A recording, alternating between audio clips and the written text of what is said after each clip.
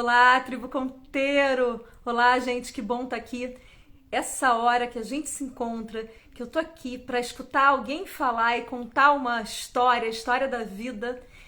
Eita, hora boa! Como eu fico feliz com isso! Que alegria! Que bom que a gente está aqui reunidos mais uma vez. Muito bom mesmo. Sejam bem-vindos. Vamos chegando. A gente tem muita coisa hoje para escutar de legal. Opa, minha sogra, abrindo aqui o Conteiro. Que delícia, como eu fico feliz. A gente tem coisas muito legais para a gente escutar. Eu tenho alguns recadinhos para dar e vou dar esses recadinhos logo para não atrapalhar nada da conversa tão boa que vem por aí, né? Então, vamos aos recadinhos, porque esse momento conteiro, esse momento de escuta de histórias, isso é potente demais, gente. O Conteiro é exatamente isso, esse canteiro de gente, esse clube de histórias, essa biblioteca humana, de tanta pluralidade, de tanta diversidade, de tanta conexão humana, de tanta troca de ideias. O Conteiro conecta porque acredita que juntos somos muito mais fortes, muito mais potentes, quando a gente tem uma rede bem articulada, uma rede que estrategicamente se articula para transformar a sociedade, realizar projetos que transformam, e eu acredito demais nisso. Muito bom estar conectado aqui com tanta gente. Antes de eu trazer a Dani para cá, Dani, um minutinho, já te vi aí, tô super feliz. Eu tenho 2 recadinhos para dar, tá? O primeiro recadinho é que, gente, muito obrigada pelo compartilhamento, pelo apoio, por essa conexão bonita, pulsando. De hoje, sobretudo, eu fiz um post falando do Conteiro Conecta. Vamos fazer sessões de Conteiro Conecta para que as pessoas apresentem as suas ideias, os seus projetos e sejam capazes de se articular. Vamos ter pessoas assim que são nossos anjos da guarda, pessoas apoiando, porque não somos nada sozinhos. Então, o Conteiro não é da Kátia, o Conteiro não é a Kátia, o Conteiro sou eu, você e a nossa capacidade de construção coletiva. Eu vou explicar mais, eu vou gravar vídeos explicando cada etapa do Conteiro Conecta para todo mundo poder participar. Eu agradeço enormemente. Eu recebi vários projetos, alguns eu já estou trabalhando, eu já estava trabalhando antes, algumas semanas antes, não hoje. E hoje eu recebi alguns, eu consegui responder a maioria, consegui fazer reunião com 2 pessoas e eu vou responder todo mundo. Eu vou responder todo mundo, eu vou ver todos os projetos, eu vou pedir ajuda para os amigos que são voluntários aqui da Tribo Conteiro para ajudar com esses projetos. Então, estamos mais do que nunca conectados. É isso, o Conteiro é pequenininho, nós começamos assim, amigos de amigos, e a gente vai crescendo e vai fazendo esse movimento com muita responsabilidade, com muito amor, com muita vontade de fazer as coisas acontecer. E acreditando muito que juntos realmente somos muito mais fortes. Tá? Essa era a primeira coisa. A segunda, e rapidíssimo, Dani, a segunda, quem esteve aqui escutando na segunda-feira o Pino Gomes, aquele fotógrafo incrível com uma história, com muitas histórias incríveis, ele volta sexta-feira na parte 2, extraordinário. Então, fica atento que vai ter Pino Gomes de novo sexta-feira, às 19 horas, horário Brasil, tá bom? E agora, vamos começar. Para de recadinho, Kátia Werneck. Vamos que vamos. Meu nome é Kátia Werneck e eu tô aqui para mais uma conversa Conteiro. Hoje é dia 3 de fevereiro. No Brasil, 17 horas. 20 horas no Reino Unido, 21 horas na França. E na Flórida, em Fort Lauderdale, de onde fala a Dani, a nossa convidada, 15 horas... Ou eu tô falando besteira? Gente, muito fuso horário, muitas horas aí pra falar. Às vezes eu erro. Às vezes, né? A Dani é uma brasileira que mora há 18 anos nos Estados Unidos. Jornalista, life coach, autora de um livro, How to Empower Your Kids. Ela vai compartilhar com a gente a sua vivência, a sua vida, suas percepções, os seus tombos, seus acertos. Vida. Vida de verdade, com transparência, de gente que se conecta com gente. Obrigada, Dani. Recebam a Dani com aquele sorriso lindo que a Tribo Conteiro tem de melhor. Tô te pegando aí, Dani. Que bom que tá todo mundo aqui.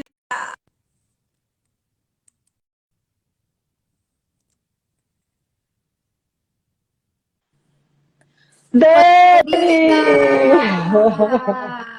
Tudo Tudo bom? bem? Saiu, hein, Dani? Pois é, até que Até enfim! que enfim esse encontro saiu! Gente, 2021 já bombando.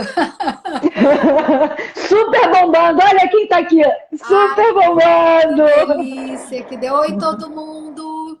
Tribo Deixa eu te Conteiro. falar, Dani, eu erro muito nessa história de datas, você já viu que não é meu forte, eu anuncio errado. É, gente, eu faço uma misturada, um samba do crioulo doido que só eu sei. Aí, em Foto lá, Dedê, são 15 Três horas? horas, 3 horas da tarde. Agora 3h04. Boa, Dani. Então, muito feliz de ter você aqui no Conteiro. O Conteiro é exatamente esse espaço para pessoas de coração bonito. Yara, toda feliz. Daniara fez essa ponte linda, querida. O Conteiro é exatamente isso, né? Sem grandes, sem grandes formalidades, sem dificuldade, mas contar a vida como ela é, né? Como a gente sente, como a gente percebe o nosso olhar, a vida pelo nosso olhar, pela nossa trajetória, né? De uma forma muito autêntica. E é isso que a gente quer conhecer de você. É a única forma possível, né, Kátia? A única forma possível é a real. Todo o resto não preenche, né? Não dá sustância, porque não é. Viver de forma fake, viver de forma ensaiada, é muito triste, né? É muito superficial, né? A gente é de verdade mesmo, erra mesmo. E o bom é isso, é rir dos erros, é não se levar a sério, é viver com essa leveza, né? Com essa alegria que você passa tanto, eu acho tão gostoso isso. A gente vem sem arma nenhuma, a gente vem despretensiosamente, porque, pô, qual o pior que pode acontecer se errar, se trocar uma data, se trocar uma hora? Não é? Tem Isso tanta é, coisa, isso né? é exato. E a gente está aqui, Dani, a gente, no fundo, a gente está aqui para isso, para a gente aprender, né? Cada um no seu tempo. E quando você conta a sua história, a gente está pensando nessas oportunidades todas que a vida dá de seguir caminhos diferentes do nosso, né? E a gente aprende muito com isso. E você tem uma história super rica e bonita para contar para gente. E eu queria muito te ouvir. Ah, então, eu comecei, na verdade, eu falo que eu hoje faço o que a minha alma sempre soube fazer. Eu sempre gostei de ouvir pessoas, de alguma forma cuidar delas. Eu tinha um olhar, Kátia, muito sem preconceito, numa época onde isso não era moda. Eu não olhava para as pessoas com algum julgamento. Então eu andava com todas as pessoas que ninguém andava, sabe? Eu tinha um acolhimento, uma forma de gostar do diferente, de gostar daquilo que não era parecido comigo. Eu tinha uma curiosidade natural sem esse julgamento. Então eu fui transitando, tive oportunidades, né?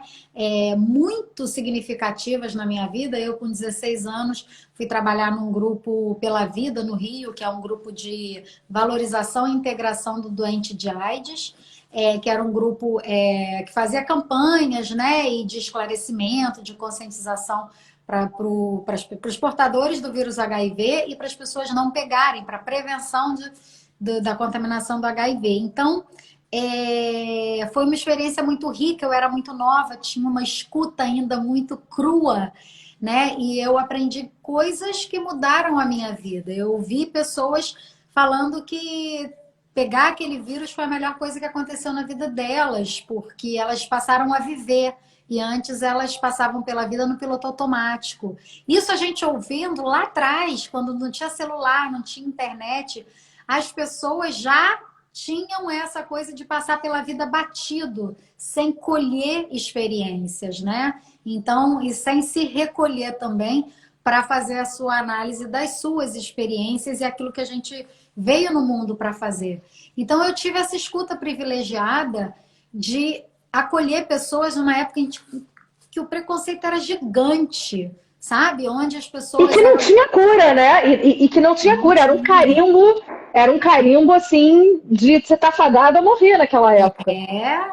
Então, assim, foi de uma forma um choque de realidade, de perceber, de também ter ideia de quanto o ser humano pode ser ou muito solidário ou extremamente cruel, né? Então, eu acho um privilégio porque eu era muito nova e eu consegui ter uma visão de mundo e uma percepção do ser humano muito ampla, que me deixou muito madura e sem essa expectativa, sem essa ilusão, sabe? Eu nunca fui muito poliana, eu nunca olhei as coisas de uma forma superficial, porque eu vi a realidade nua e crua e aquilo me ajudou. E hoje me ajuda muito no meu trabalho essa percepção da vida como ela é e não como eu gostaria que ela fosse, sabe? Eu entendo muito como é o ser humano, eu percebo hoje, a gente está percebendo isso com a situação do coronavírus no mundo inteiro, de como as pessoas se comportam e o que esperar das pessoas. Não dá para esperar nada, não tem essa coesão, né? Então eu tenho essa vivência já há muito tempo, e isso me deu uma base muito legal, sabe? Sim, então, e esse momento que aí de trás talvez tenha servido para abrir em você milhões de possibilidades, para entender o que de fato na sua vida era importante. Né? Porque essa capacidade de escuta, olhar, entender a dor alheia, o valor pela vida, né? E perceber que a gente às vezes acha que assim, se você fizer uma coisa boa, coisas boas vão te acontecer. Não, às vezes você fazendo uma coisa boa e tudo de muito certo, às vezes coisas ruins acontecem até quando você faz o certo. Então, assim, eu tive muitas pessoas que se afastaram porque achavam ou que eu tinha AIDS, e todos aqueles preconceitos que tem na cabeça das pessoas, né? Então você começa a perceber que tem os pequenos preços, todas as escolhas na vida têm os pequenos preços. Então, Mas a não escolha também tem, né, Dani? Com certeza, com certeza.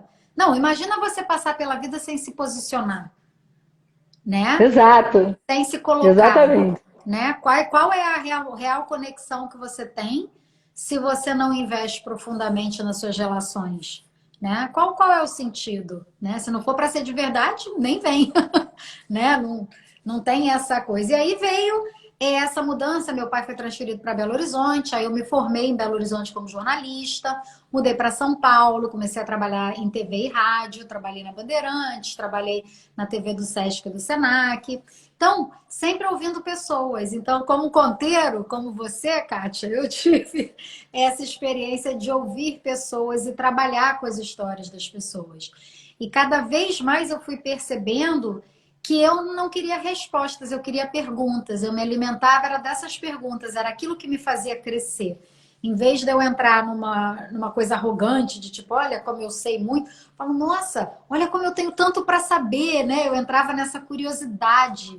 E isso foi muito gostoso porque eu fui fazendo um crescimento, né? Uma vivência espiritual, e eu sou muito aberta, eu fui estudando mais coisas, aí eu vim para os Estados Unidos, conheci meu marido, casei, tive filhos, e a vida foi tomando um outro rumo. Comecei a estudar psicanálise, comecei a estudar coaching, comecei a estudar Theta Healing, agora constelação familiar, e eu fui agregando coisas, e em vez de eu ir me limitando ou me reduzindo, que eu vejo muito isso, né? As pessoas têm muita necessidade de colocar um rótulo nas coisas. E eu falei, esse rótulo não me cabe, eu quero expandir, eu quero saber mais e ver o que faz sentido para mim. E daí veio surgindo, né, os clientes e as demandas, a ideia do livro, e foi por aí. E aí a gente segue, né? A gente segue, não, a gente quer saber tudo. A gente segue, a gente quer conhecer cada coisinha. Nem vem com essa história, Dani. Por que você foi parar nos Estados Unidos? Eu estava trabalhando numa emissora, no Sesc e no Senac, eu ia ter férias e eu estava fazendo uma pós-graduação. Aí eu vim passar, era meu aniversário, 16 de dezembro, e eu falei, vou passar com a minha melhor amiga que tinha mudado para Maryland. Eu falei, vou me dar de presente de aniversário, passar o Natal e o Réveillon com a minha melhor amiga. Vim para cá para passar o final do ano com ela. Conheci meu marido no dia seguinte, Kátia, foi história de filme. Eu o vi pela primeira vez passando, eu senti um choque, como se fosse um choque elétrico da minha coluna até o topo da minha cabeça. Eu não via o rosto dele, eu sentia a presença dele. Então, eu não acreditava em amor à primeira vista e eu não acreditava em alma gêmea, nunca tinha experimentado, achava que era uma coisa poliana e eu não sabia explicar o que tinha acontecido, eu não sabia explicar a sensação. Ele chegou perto de mim e eu tremia, como se, sabe, se eu tivesse, minha alma tivesse reconhecido a dele. Foi a coisa mais louca da vida. A gente começou a namorar, em uma semana ele me pediu em casamento. Eu vim para ficar um mês, fiquei 8. Ele tava nos Estados ele morava lá ou ele já morava lá? Morava aqui. Ele morava desde 10 anos. Ele cresceu aqui, meu marido. Então ele já estava aqui.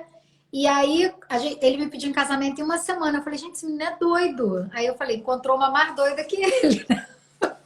Que aceitou, né? E aí ele já deu entrada na minha extensão de visto, que eu tinha visto de 6 meses, ele deu extensão, naquela época era bem mais fácil, já foi aprovada. Eu sei que a gente começou, do primeiro dia que a gente se viu até a gente casar, a gente já estava colado, a gente já era um do outro, era impressionante. Aí eu vim, casei mesmo, fui para o Brasil, ele pediu minha mão pro meu pai, não sei o quê, ficamos um tempo no Brasil, voltamos, casamos. E aí começou o lado B, né?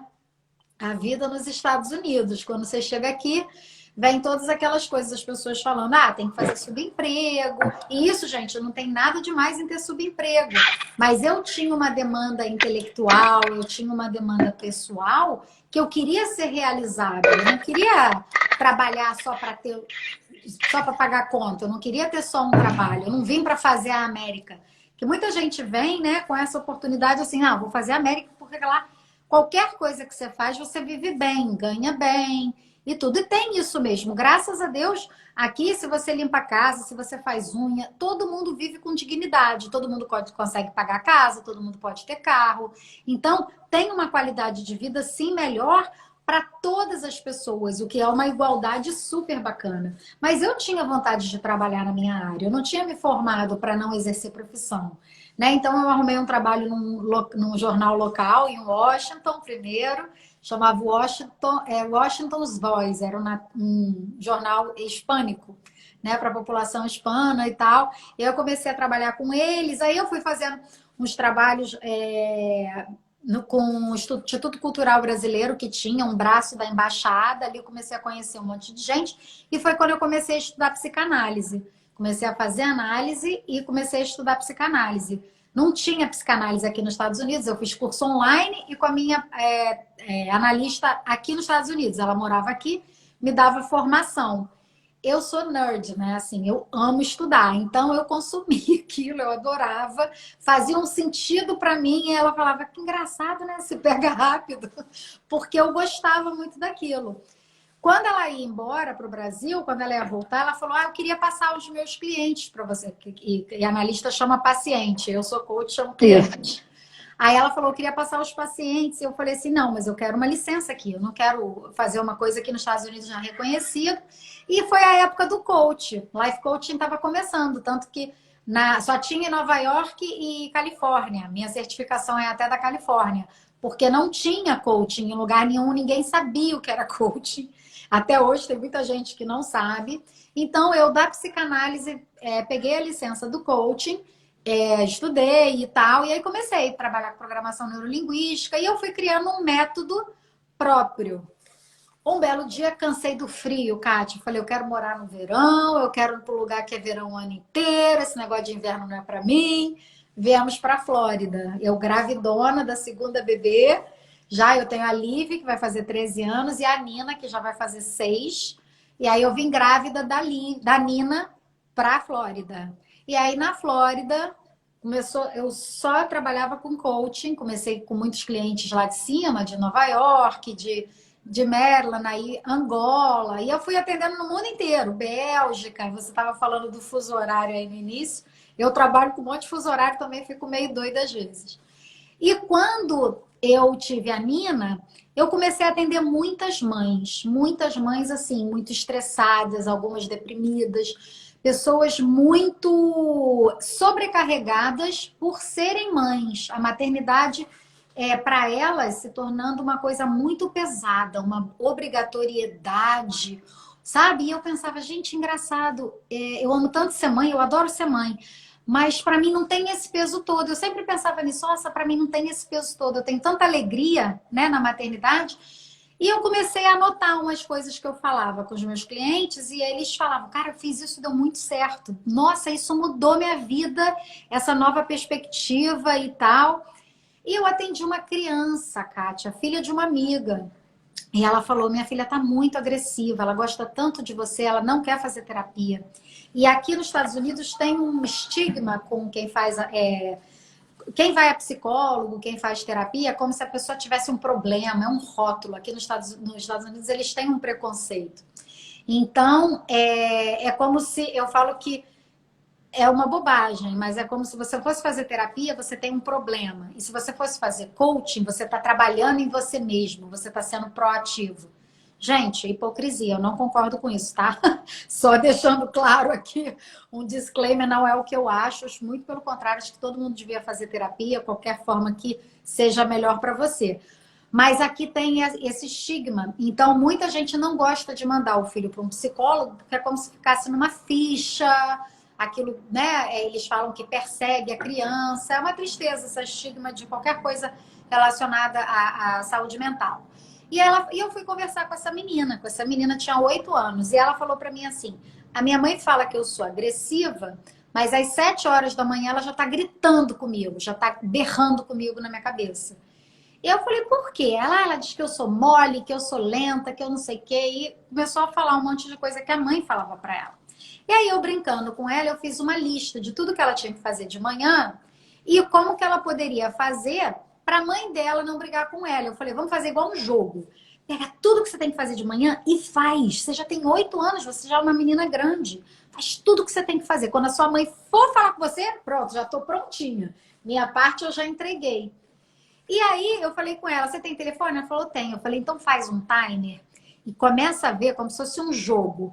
Começa a ver assim, quanto tempo você leva para escovar o cabelo, escovar o dente, botar a roupa e tal. E aí você faz a conta, quanto tempo antes você tem que acordar. Então sua mãe não vai precisar cobrar de você, você vai ficar independente, você já tá uma menina mocinha e tal.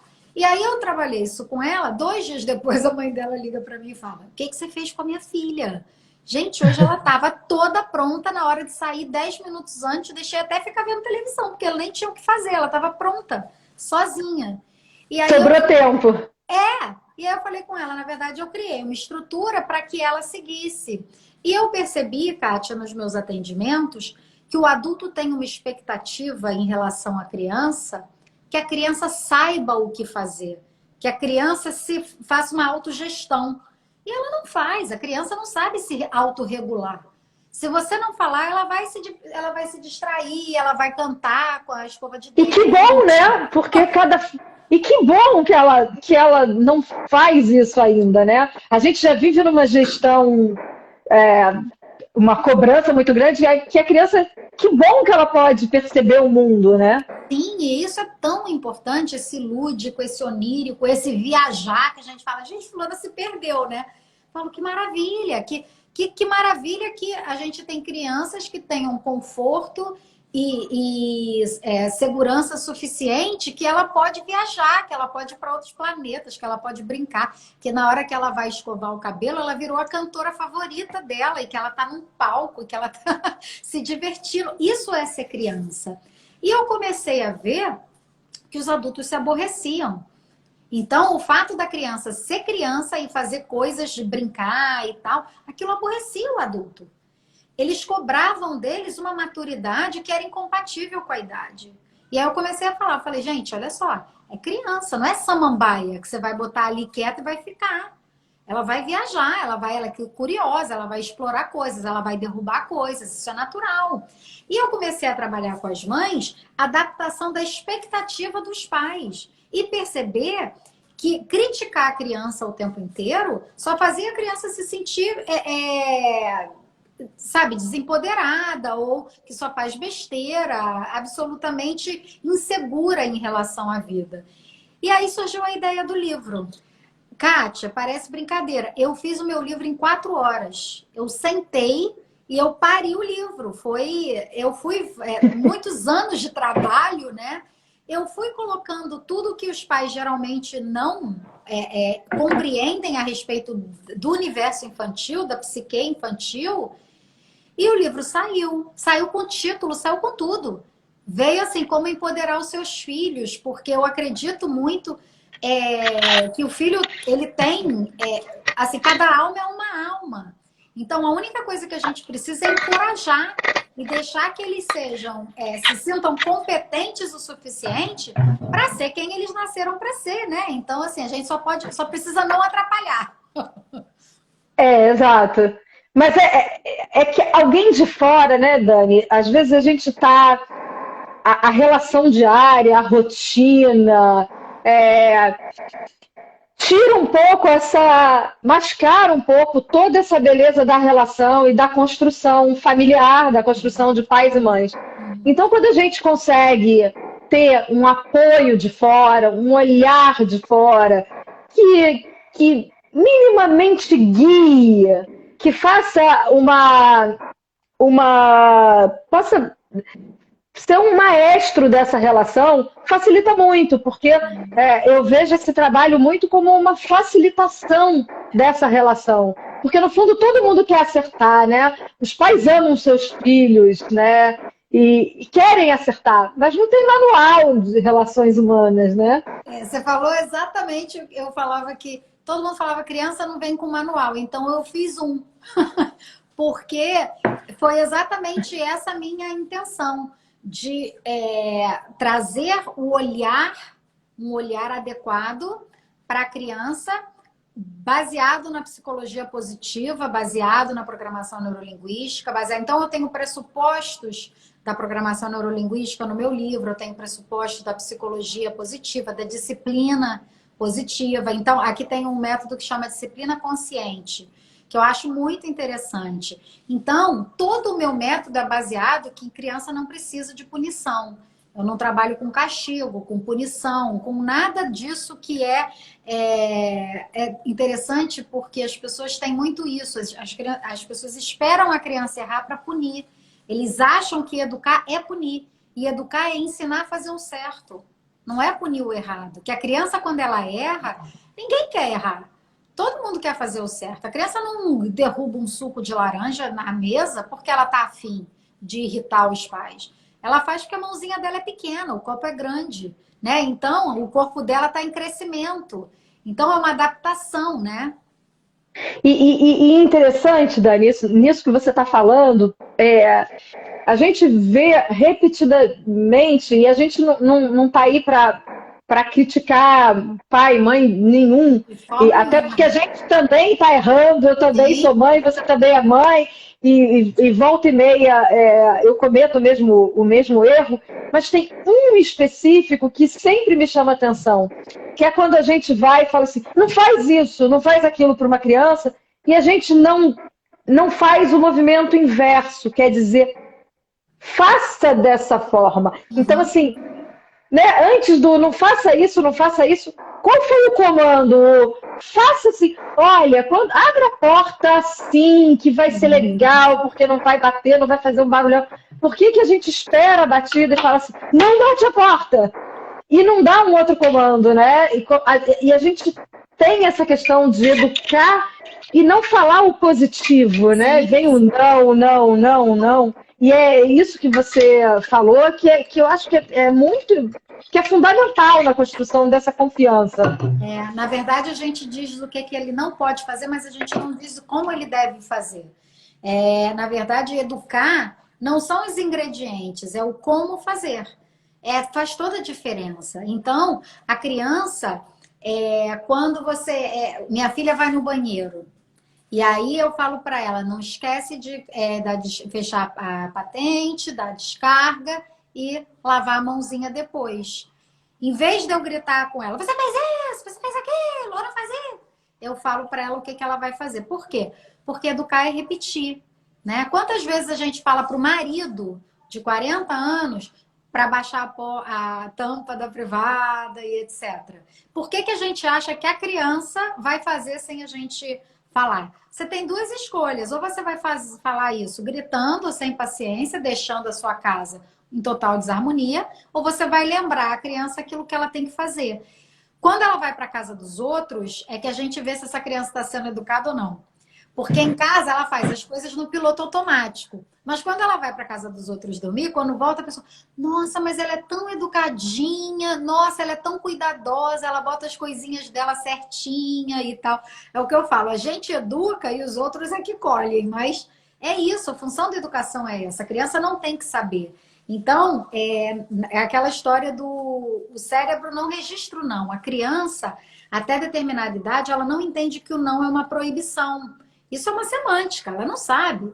Ela ouve, não, tem criança que faz assim, nananina não, e vai lá e bota o dedo na tomada. Falando não, ela bota o dedo na tomada. Ela não entende que não é uma proibição, ela não sabe esse sentido ainda. Então, você fala para ela, faz dodói. Então, as pessoas vão falar, mas como que eu faço? Já explico. A tomada, se botar o dedinho, ela faz dodói, faz tss, machuca o neném, machuca. Então, ela vai entender, porque com uma criança de 10 meses, ela já caiu, ela já machucou, ela já teve alguma experiência de dor. Ela ouviu falar em dodói. Então, aquilo ela vai conseguir fazer uma associação. O não, nossa, extremamente subjetivo. Então, quando você quiser falar com uma criança, é aquela coisa, não pensa no elefante rosa. Você acabou de pensar no elefante rosa. Entende? O cérebro não entende o não dessa forma. Então, para a criança é a mesma coisa. Então, fala o que você quer da criança. Fala o que você espera. Ela fez uma coisa errada, fala para ela como fazer o certo. Entende? Porque senão ela fica perdida e ela toma bronca de todo mundo. Mas ela não aprende a fazer a coisa certa.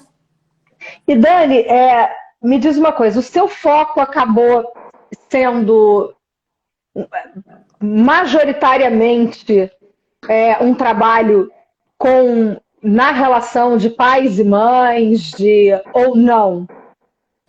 Não. Eu tenho a escola de pais, que são cursos para pais e tal. Vou te mostrar a capinha do livro How to Empower Your Kids. E é um método baseado no livro. Esse método é uma estrutura para criar as crianças para serem independentes, seguras, conscientes. E principalmente, Kátia, uma coisa que eu acho que os pais esquecem. Cidadãos que vão contribuir com a sociedade, com a melhoria da sociedade. Eu acho que todo mundo, as crianças já nascem sabendo receber. A criança já sabe, ela quer tudo. Um adolescente hoje, ele acha que ele ter telefone, internet, luz, aquecimento e ar-condicionado é direito dele. Não é privilégio. Tem muita gente que vive sem. Então, a gente está criando crianças no geral que elas acham que a gente tem obrigação de fazer coisas para elas. Que se todo mundo tem, ela tem que ter também. E não é assim. A vida não é assim. A vida não funciona assim. Então, instituir na criança desde pequeno esse instinto de colaboração. São pequenas coisas. E o livro tem um método. O livro e eu vou explicando aos pais. É um livro de educação para pais e filhos. Tem muitas crianças que leram o meu livro também. Eu fiz uma linguagem muito fácil, muito acessível. Qualquer pessoa consegue ler o meu livro. Porque eu queria mesmo que fosse uma coisa muito didática. Então, é uma estrutura para os pais ensinarem os filhos. De manhã, o que você tem que fazer? Então, tem listas. Tem listas do que fazer de manhã. Tem listas do que fazer se você for fazer um esporte. Se você for dormir na casa de um amiguinho. É muito simples. Você vai fazer a mala com seu filho? Não faz a mala para o seu filho. faz a mala com o seu filho. E aí você faz uma lista e fala, ó, o que que a gente está botando na mala? Estamos botando uma cuequinha, uma sunga, um chinelo de dedo, o aparelhinho de dormir, sabe assim, o aparelho de boca, o pijama, a roupa de sair e tal. Quantas coisas tem na lista? 12? Então, quantas coisas você tem que trazer de volta para casa? 12. Ah, então tá bom. A criança vai para casa do amiguinho, ele tem uma referência. Ele sabe tudo que ele trouxe, ele vai ter que trazer de volta. Então, ele sabe se ele participou, né, Dani? se ele Porque participou. se a gente chega e faz, ele não sabe nem o que tem ali. Não sabe. E eu tô falando porque eu cometo muitas vezes esse erro. Eu cometi, agora o Gabriel cresceu, mas eu cometi muito esse erro. Por puro comodismo, por achar que era mais rápido. Eu não gosto de fazer mala, a minha eu não gosto de fazer com ninguém, eu odeio fazer mala. E aí eu já ficava nervosa, já metia tudo, eu queria me ver livre disso. E aí a gente percebe claramente isso que você está dizendo. Se a criança não participou, ela não sabe o que ela tem, ela cuida menos das coisas, ela, né? Então isso e eu acho que é uma super lição. Não é? E assim, para eles é legal também, eles se sentem competentes. Kátia, eu acho que a sensação de competência é a coisa mais importante que você pode ajudar o seu filho a sentir, porque é uma coisa que ninguém pode te dar.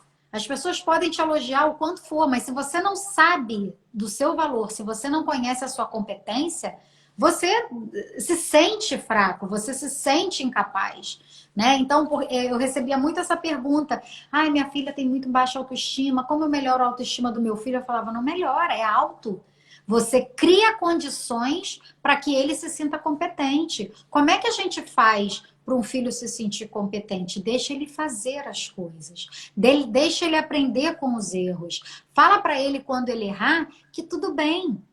Que se ele praticar de novo, ele vai acertar. Uma hora ele acerta, ele não pode desistir. São pequenas lições do dia a dia que eu acho que os pais esquecem. Porque a vida é corrida. E isso, gente, tem julgamento zero em relação aos pais.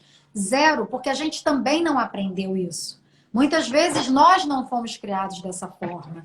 E tem uma grande diferença também, né, de cultura, né, do país onde você está, da maneira como você foi criado por uma influência de educação antiga e uma influência da sua cultura. Na França, as crianças são muito mais independentes e têm muito mais autonomia do que no Brasil. A gente fica se sentindo sabe, um bobo. E as crianças lá, os filhos franceses, as crianças francesas, os pais, não é que eles sejam frios, não, eles dão autonomia. E eles preparam para a vida, né?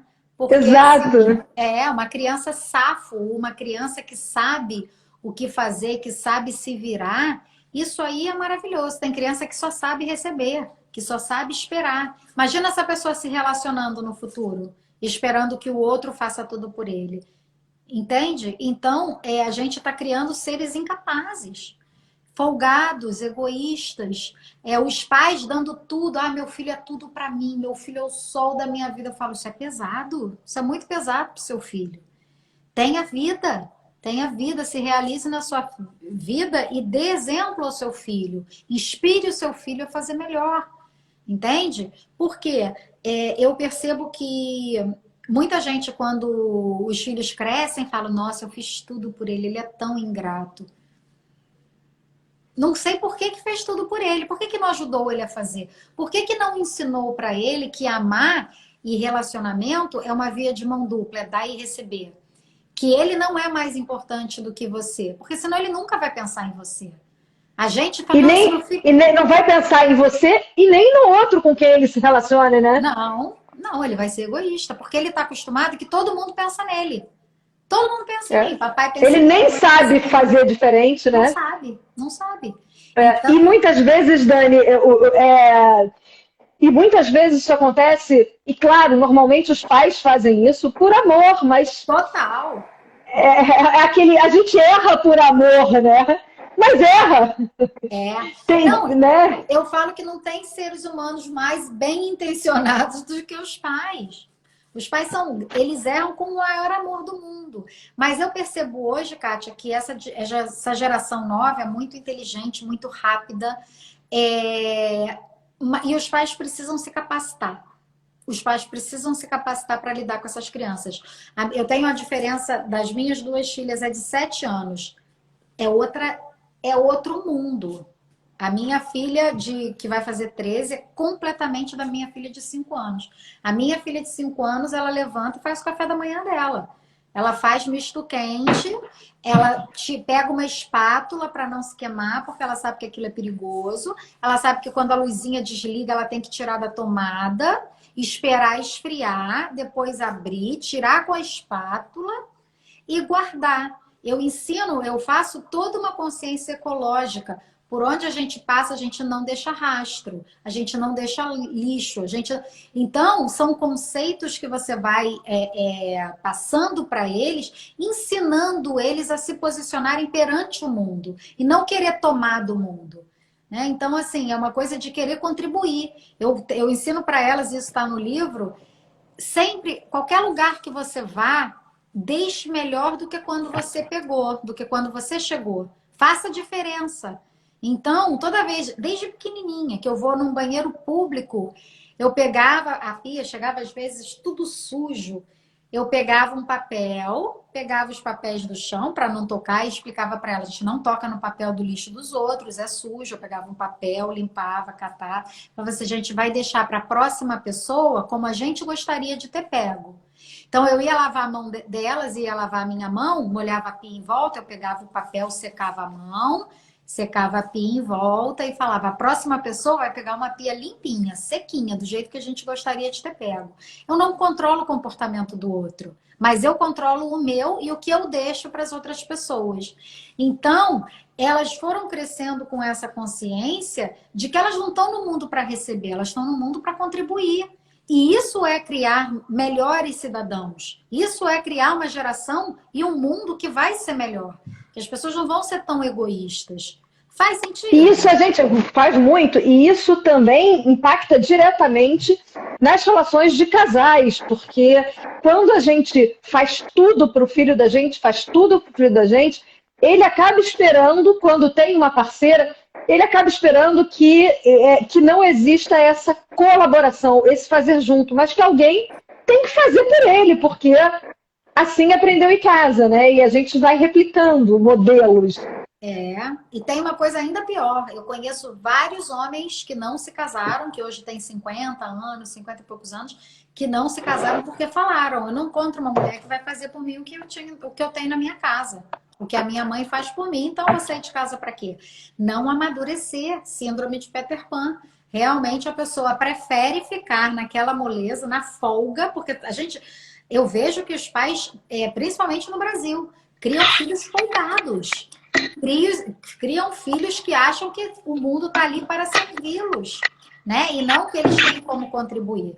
Você quer que seu filho pense em você quando você estiver mais velho? Que olhe para você, que te ajude quando você precisar? Eu atendo muitos idosos. Você perguntou se eu atendia só criança, pais e tudo. Não, eu atendo quem vier para mim e eu acho que foi mandado. Assim, todo cliente que chega para mim é que eu sei que eu sou a profissional mais adequada para aquela pessoa. Eu atendo muitos idosos, pessoas de 83, 84 anos, 70 e poucos. Então, é muito gostoso até ver que essas pessoas tentando melhorar estão vivendo muito melhor, estão tendo uma consciência da vida muito interessante. E uma queixa deles é essa, de que os filhos não olham para eles como eles olharam para os filhos. E aí eu falei, eu comentei isso com uma cliente, eu falei para ela, lembra para ele que quando você hoje precisa de usar uma fralda geriátrica ou precisa de ajuda para alguma coisa, quando ele fala de má vontade, ou tem, né, má vontade de fazer uma coisa que você não consegue, fala para ele que quando ele não andava, você carregava ele no colo. Que quando ele não podia comer sozinho, que você dava comida para ele do seu próprio peito. Que quando ele tentou levantar e caía, que você não ria da cara dele e dizia o quanto incompetente ele era. Porque tem filhos adultos hoje que fazem bullying com os próprios pais velhos, dizendo que eles não É inaceitável. Eu acho isso inaceitável. Me dói profundamente. Me dói também. Por quê? Porque eles não sabem a tecnologia, eles não sabem mexer no telefone, eles não sabem, não é da geração deles. Entende? Então a gente vai ensinar com todo amor e carinho, do mesmo jeito que eles nos ensinaram quando a gente era pequeno. Então, o meu trabalho é de consciência humana. É de tentar o máximo possível elevar a consciência humana para todas as pessoas de qualquer idade. Então, no livro, esse livro não é um livro só também para quem tem filhos, porque é um livro que ajuda as pessoas a se organizarem, a terem uma consciência maior da sua posição no mundo, né? E o quanto você pode contribuir e fazer a diferença, porque eu acho que todo mundo tem dons, todo mundo tem coisas maravilhosas a contribuir, né? Mas muitas vezes acreditaram que não tinham nada para fazer. Tem pessoas que acham que tem que ter uma capacidade extraordinária. E tem pessoas que têm capacidades super pequenininhas e fazem diferenças enormes na vida E que das fazem pessoas. coisas extraordinárias, né? Exatamente. Não é proporcional. Quantas mentes brilhantes a gente conhece com esse potencial, com essa mente brilhante sem gerar nada, né? Nada. E assim, sabe cozinhar, fez uma marmita para uma senhora que fez uma operação e que não pode levantar. Pronto, aquele bem já é fora para aquela pessoa salvou um dia, deu uma alimentação que talvez ela fosse passar fome. Ninguém sabe. Então, não tem isso das pessoas, isso é muito do ego, né? Querer fazer coisas grandiosas. Não é isso, a vida não é isso. A vida é você ser feliz nesse momento. Eu vejo muito isso também. Tem muita gente com ansiedade agora. E para mim a relação, assim, a depressão tem muito excesso de passado. É muito dificuldade de superar, dificuldade de desapegar, principalmente. Até da juventude. A gente tem dificuldade de desapegar, né? Para ser o que é agora, para entrar no momento presente. E a ansiedade é o futuro, é o que vai vir, essa coisa, né, desse medo, necessidade de controle. Eu vejo isso em criança. A criança a minha de 5 quer ter a idade da irmã mais velha. A de 12 quer ter 14, a de 14 quer ter 18, a de 18 quer ter 21, nós queremos ter 25. Então... Ninguém está no presente, né? Ninguém está vivendo o dia. Sabe? Então, você vê, isso é praticamente uma doença, porque não é uma coisa, praticamente não é uma doença. As pessoas não estão felizes onde elas estão, com quem elas são, naquele momento. Elas não sabem, né? E as redes acabam potencializando muito essa ansiedade, né? Porque, inevitavelmente, a criança compara a vida dela com a do outro, você compara com a outra que está mais nova do que você, sim, com a outra que está viajando mais que você, e aí vira uma fábrica de fazer pessoas deprimidas, infelizes e frustradas, né? Eu brinco com os meus clientes que estão na pandemia e, nossa, mas está todo mundo saindo, mas... Falo, gente, olha só, eu falo isso com as minhas filhas, porque elas estão online até hoje, a gente fez a quarentena respeitando tudo desde março. Então, é difícil, é muito difícil. Mas eu falo para minha filha, o certo é certo até quando ninguém faz, e o errado é errado até quando todo mundo faz. Fazer as coisas de acordo com a sua consciência... Eu não sou... E, Kátia, eu respeito todo mundo. Eu respeito todo mundo. Não tem julgamento nenhum. Mas eu acredito, se eu não fizer o certo para mim, no meu nível de consciência, eu não estou sendo congruente com a minha natureza. Eu não estou sendo congruente com a minha verdade. Se você faz, se você não faz, isso aí dá sua cada um, né? Exato. Sabe? Mas eu vou fazer o que está na minha consciência. Eu erro. Dentro do meu limite de consciência. Se eu erro é porque eu ainda não aprendi a fazer melhor.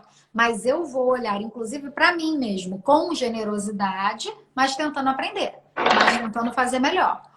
É um compromisso, né? É só o que a gente pode querer. Exato. Aqui, eu tô, né? A gente vem se falando desde daquele momento já do ano passado, em lockdown, né? E eu continuo dentro de casa. Eu fiz uma mudança e continuo dentro de casa, né? Eu saí de Paris para Londres e as pessoas me perguntam de onde, eu falo, eu não saí dentro de casa. Mas isso é uma postura minha e é isso que você está falando. Isso é porque eu acho certo. Eu não estou aqui para ficar sendo patrulha da vida alheia. Mas a gente tem que, né? A gente tem que respeitar muito o que é correto. Uhum. E é isso, né? Na verdade, eu acho que a maturidade é você entender que às vezes você tem que fazer o que é necessário, não é o que você quer. que as pessoas se comportam como se fosse uma criança de 3 anos que não ganhou o sorvete, vai fazer birra, vai bater o pé no chão. É o que é, não tem jeito. Você tem controle sobre uma pandemia? Eu não tenho. Então, o que eu não controlo, eu vou fazer a minha parte para ser parte da solução e não do problema. Então, não me interessa se as pessoas estão pensando nos profissionais da saúde. Eu quero passar por essa pandemia sem pegar. Eu quero passar essa pandemia sem pesar para os profissionais de saúde, para os bombeiros e para os policiais. Eu quero passar essa pandemia sem acrescentar e tirar o leito de uma pessoa que não tem outra opção e tem que trabalhar de fora. Eu tenho um privilégio, mas aí eu te falo, eu estou julgando as outras pessoas de forma nenhuma. Tem gente que não pode não trabalhar, tem gente que não pode trabalhar de casa, tem gente que tem que trabalhar do lado de fora. Tem gente que tem que sobreviver. Não estou julgando ninguém. O negócio é, se eu posso, eu faço a minha parte. Entende? Exato, Dani. É só uma consciência, mas eu tento fazer isso de uma forma que seja leve, mas entendendo que parte de crescer, parte de ser adulto, é fazer o que precisa ser feito e não só o que eu quero, né? Exatamente, fazer aquilo que você e contribuir, né? Ter cidadania, né? Ter cidadania. As pessoas esquecem, a gente fala muito em empatia, que é fundamental, a gente fala em respeito, que é fundamental, mas cidadania fala disso tudo. Cidadania fala da empatia, cidadania fala de respeito. É uma postura. Cidadania é uma postura. É uma postura de que cuida do coletivo, que cuida dos espaços, que cuida das pessoas, né? Quando você se sente ali cidadão de verdade, né? Com certeza. Eu acho que diz muito sobre a gente agora. O que a gente está vivendo foi uma prova coletiva, necessária, absolutamente necessária. Eu vejo tanta beleza colateral nessa situação da pandemia. Gente, ninguém está dizendo, não tirem do contexto, eu não estou dizendo que é bom o coronavírus, eu sei que... Vai ser cancelada!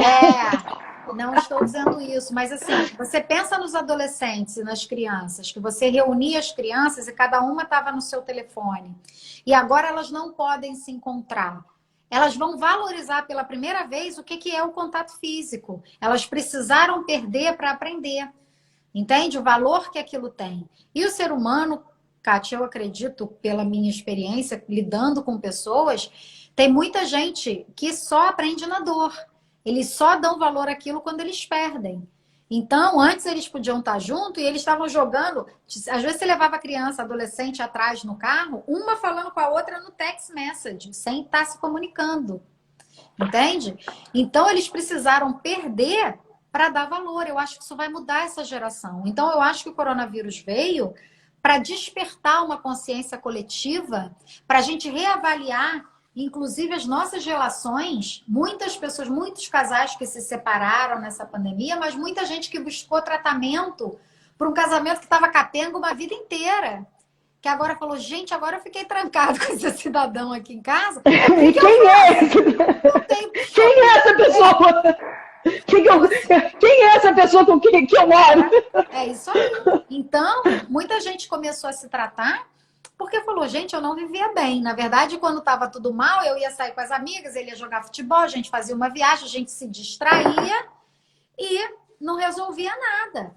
Quando chegou e que teve que ficar preso mesmo, eu ouvia muita piada nos grupos de mulheres, o pessoal falando, pô, não dá para fazer quarentena com as amigas, não? E deixar o marido, né? Então, assim, não, quem vive bem se deu muito bem nesse momento, porque é um momento difícil para todo mundo, mas quem não se dá bem, o relacionamento ruiu, né? Então eu vejo muita coisa positiva que saiu. Não tinham subterfúgios, né? Ninguém podia ir para o barco, ninguém podia ir para buscar outro respiro, né? Teve que encarar ali o parceiro 24 horas, né? E isso é uma coisa que eu vejo que a gente, até como pais e mães, a gente faz muito. Quando a criança chora, a gente, em vez de investigar e falar para a criança, explorar aquele sentimento, por que ela está chorando, entender que aquilo é uma emoção, que aquilo passa, a gente vai dar um doce, a gente vai e leva para o parque, a gente faz uma vontade, a gente distrai a criança daquela emoção, mas a gente não ensina ela a olhar para aquilo. Lidar com emoção é a parte mais importante da vida. Essa inteligência emocional que as pessoas não desenvolvem, né? E que é o meu trabalho, basicamente, o meu livro é um livro para ensinar as pessoas a terem inteligência emocional, porque elas vão lidar com as emoções delas a vida inteira. Não adianta você comprar um sapato de 3 mil ou ir para uma viagem maravilhosa, quando você chegar lá, você tá lá. Todos os seus problemas, todas as suas tristezas, Exato. todas as suas angústias vão com você. Você vai estar com um sapato lindo, mas triste a beça. Então, o negócio até com as crianças, a gente não dá conta do sofrimento. A gente quer tamponar aquilo a qualquer custo. Né? A criança chorou, a gente dá o que ela quer, para a gente não lidar com aquilo e ele também não aprende a lidar. Né? Então, assim, acolhe seu filho. Ele está frustrado? Fala para ele. Você sabe o que é frustrado? Você sabe que quando a gente tem vontade de fazer uma coisa e a gente não pode fazer essa coisa porque a gente não controla tudo? Né? E é chato mesmo, dá uma sensação ruim, a gente se sente impotente. Vai ensinando. Eu estou fazendo um curso agora de alfabetização emocional, tanto para os pais quanto para os filhos. Porque como é que você ensina o que você não sabe? Entende? Claro, claro. Se você... É para aprender junto, tem que aprender realmente junto. Então é isso. Esses dias eu postei isso. Na verdade, ensinar e educar é diferente. Ensinar, basta você saber. Educar, você precisa ser. Então, assim, se eu tô triste, abro uma garrafa de vinho, se eu tô triste, entende? Eu tô me distraindo, eu não tô lidando com aquilo, eu não tô resolvendo. Entende? Eu tô jogando a sujeira para baixo do tapete. O que meu filho vai fazer? Igual. Eu já tive cliente que veio para mim porque ela estava estressada e o filho dela, de 5 anos, falou para ela: mamãe, toma logo o seu vinhozinho. Porque ele sugeriu que quando ela tá tomando um vinhozinho, ela fica... E nada contra tomar o seu vinhozinho, tá, gente? Aqui julgamento zero, como eu já falei. Mas uma criança pensa numa criança fazendo uma associação de que o vinho resolve problema, que o vinho deixa a pessoa relaxada e alegre, sem consequência. Entende? O que você acha que ele vai fazer quando ele crescer? Olha a associação negativa que ele está fazendo com o uso de álcool. Então, tem várias coisas que a gente está modelando para os nossos filhos que a gente não para pensar. Né? Então, quando tem esse trabalho de conscientização, é isso, é esse o meu trabalho, né? De pensar as coisas que geralmente as pessoas não lembram e não pensam porque é orgânico, é natural, é da vida, entende?